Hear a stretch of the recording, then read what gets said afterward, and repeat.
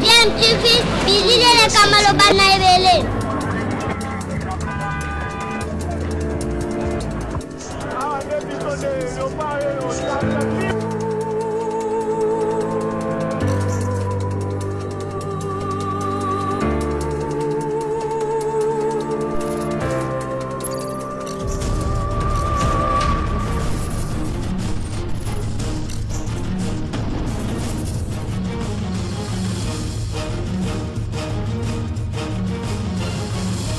DMTV toujours en avant. Vous êtes sur DMTV, bonjour ou bonsoir, cela dépend à l'heure à laquelle vous nous suivez. Nous sommes heureux de vous retrouver et de savoir que vous êtes nombreux en train de suivre votre chaîne YouTube DMTV.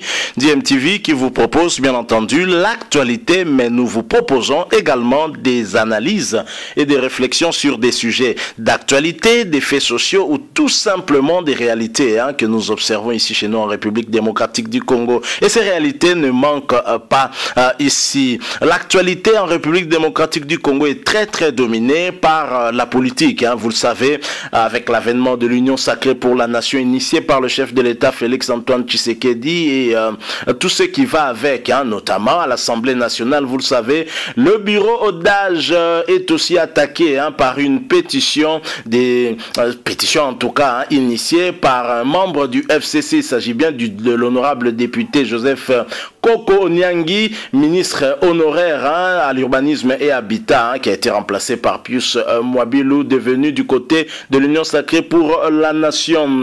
Joseph Koko-Nyangi qui a initié une pétition en tout cas pour faire sauter le bureau Odage. Il nous explique quelles sont les raisons qui l'ont poussé à procéder de cette façon, et surtout qu'il s'agit bien d'un bureau d'âge, un bureau qui n'a pas été élu, un bureau qui a une mission limitée dans le temps, puisque sa mission principale est d'organiser l'élection du nouveau bureau afin que l'Assemblée nationale puisse suivre son mandat tout au long du reste des années normalement. Mais Joseph Koko-Nyangi a beaucoup de griefs contre ce bureau d'âge et surtout contre son président. Il s'agit bien du doyen d'âge Mbosso Nkodia Apwanga, et Joseph Koko-Nyangi qui a récolté en tout cas un certain nombre de signatures insuffisant pour pouvoir déposer leur pétition. Il a eu à rencontrer des difficultés, les mêmes qu'avaient rencontré en tout cas ceux qui avaient fait une pétition contre le bureau de Janine Mabunda, et Joseph Koko-Nyangi s'est servi de leur procédure comme une jurisprudence pour pouvoir contourner la difficulté. Il nous explique tout ça et je vous laisse suivre cela. Je rappelle que vous suivez votre chaîne YouTube DMTV. Si vous n'êtes pas encore abonné, s'il vous plaît, n'attendez plus. Abonnez-vous et n'oubliez pas d'activer la notification. Juste un clic sur cette petite cloche qui va apparaître une fois que vous serez abonné et le tour sera joué. Elle vous permettra en tout cas de ne plus rien manquer des prochaines vidéos que nous allons vous proposer ici. Alors écoutons Joseph Koko-Nyangi, ensuite nous nous retrouvons tout de suite après. Joseph Koko-Nyangi et deux de ses collègues députés nationaux membres du FCC sont dans une démarche de pétition pour faire tomber le bureau d'âge de l'Assemblée nationale dirigé par le doyen d'âge Christophe Mbosso Konyapwanga. Pour ces pétitionnaires, le bureau Mbosso serait auteur de plusieurs délits parlementaires. Commentaire signé Champinchunch et Freddy Soumaïli. Avec 140 signatures déjà récoltées, l'initiative de Joseph Koko-Nyangi contre le bureau d'âge de l'Assemblée nationale, selon ses initiateurs, est à prendre très au sérieux. Christophe Mbosso et son bureau auraient outrepassé leurs compétences et doivent être sanctionnés, déclare Joseph Koko-Nyangi. Je vais commencer par regretter parce que l'Assemblée nationale est déserte aujourd'hui. Pas d'administratif, pas de cachet. Ils ont tout pris. Citoyen Mbosso a tout pris dans sa mallette. Il a amené même les cachets d'accusés de réception chez nous. Voilà pourquoi nous avons procédé par la même méthode qu'ils ont utilisée.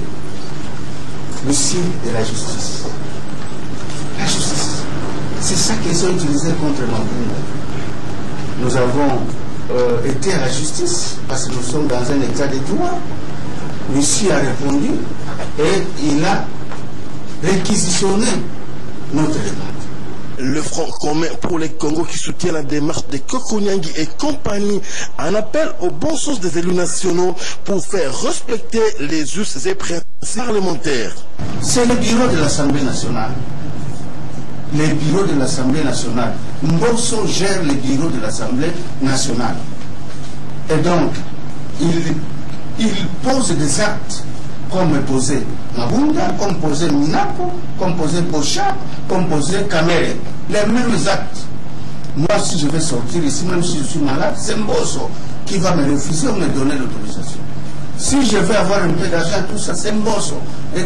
Donc, c'est un bureau de l'Assemblée nationale. Un bureau qui gère les députés nationaux, les 500 députés. Ils ne sont pas exonérés du contrôle parlementaire. Là où les bas pourraient blesser, c'est lorsque Kokonyangi ne dispose que de 50 signatures contre les 309 désormais affidés de l'Union sacrée de la nation. Le succès de cette pétition ne serait pas encore... Voilà, nous sommes de retour. Hein. Vous venez de suivre là Joseph Kokonyangi qui explique bien les raisons en tout cas qui l'ont poussé notamment à initier cette pétition et la pétition qui aurait dû être déposée. Hein. Mais il reproche en tout cas particulièrement au président de ce bureau d'âge, Mbosso Diapwanga, d'avoir empêché en tout cas à cette pétition d'être reçue puisque les administratifs ne sont pas là. Il a eu à prendre même les cachets de l'Assemblée nationale, partir avec ça à la maison. C'est ainsi qu'ils ont contourné cette difficulté en allant voir l'huissier de justice, comme cela a été fait par ceux qui avaient initié une pétition contre Janine Mabunda. La jurisprudence qui l'a servi, en tout cas à faire la même chose. Mais est-ce que cette procédure pourra aboutir? Est-ce que Joseph Kokonyangi pourra atteindre son objectif comme l'avaient atteint ceux qui avaient initié la pétition contre Janine Mabunda, puisque le bureau Janine Mabunda a été déchu, nous le savons, et ceci a en tout cas montré à la face du monde et surtout à l'opinion publique nationale qu'effectivement cette majorité que nous croyons appartenir au FCC ne l'était probablement peut-être plus. Voilà, tout ceci a anticipé aussi tous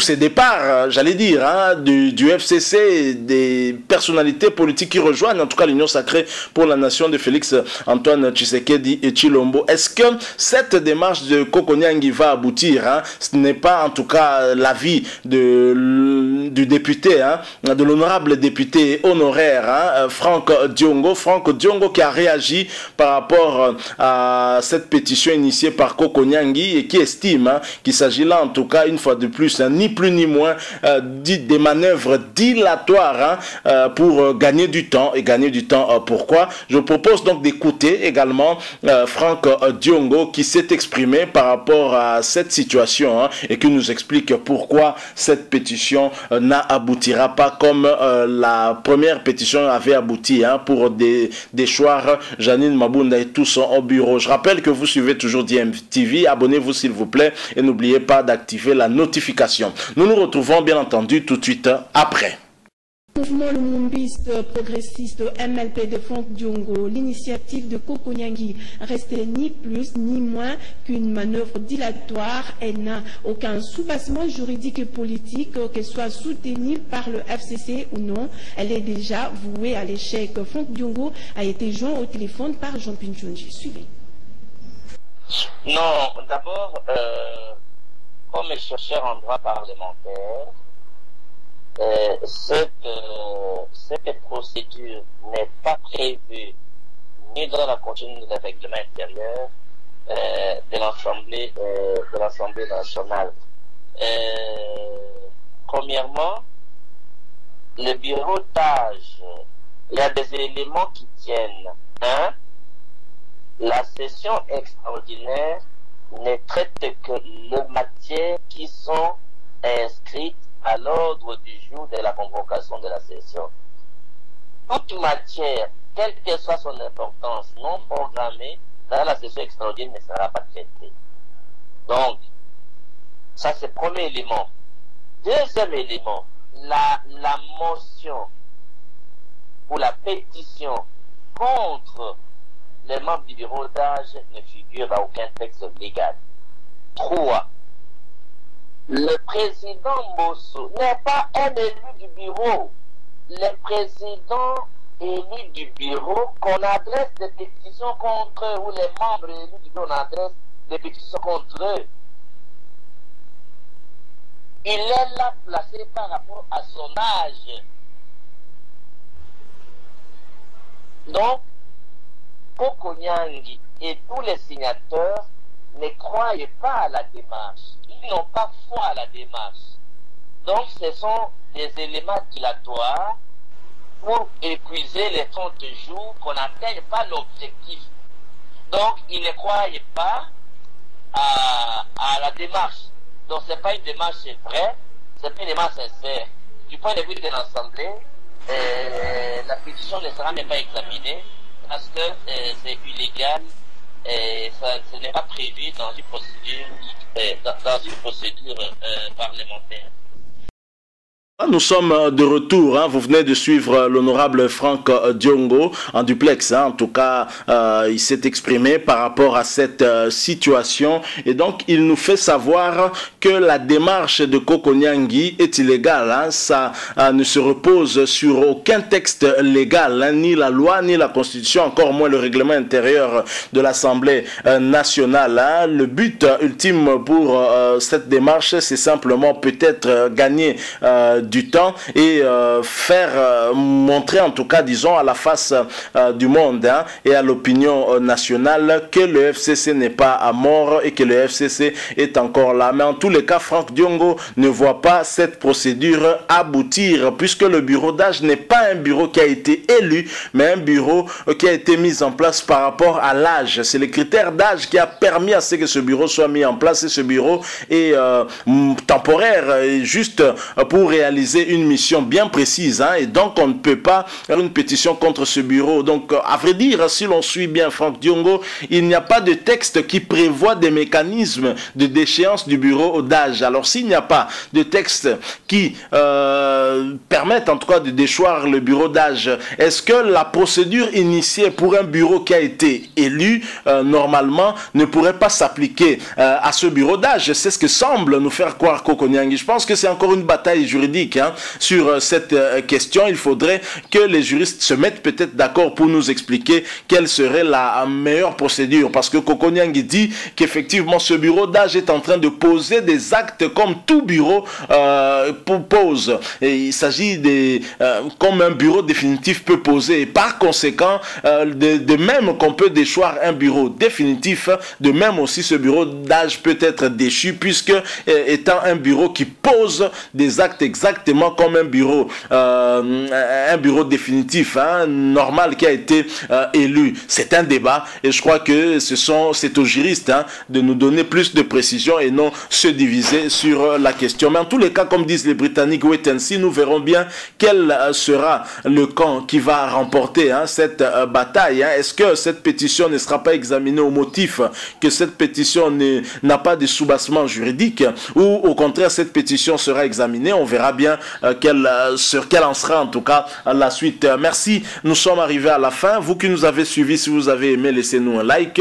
Vous pouvez aussi exprimer votre point de vue. Si vous avez plus de matière à nous donner en rapport avec ce cas précis, partagez ça avec nous, hein, en nous laissant un commentaire bien entendu, mais surtout abonnez-vous aussi à cette chaîne DMTV, hein. S'il vous plaît, n'hésitez pas aussi d'activer la notification, très importante, cette petite cloche qui va apparaître une fois que vous serez abonné. Elle va vous permettre de ne plus rien manquer des prochaines vidéos que nous mettrons en ligne pour vous. Merci encore une fois à vous qui nous avez suivis. Nous espérons vous retrouver très prochainement avec un autre sujet. En attendant, portez-vous bien et DMTV vous dit au revoir.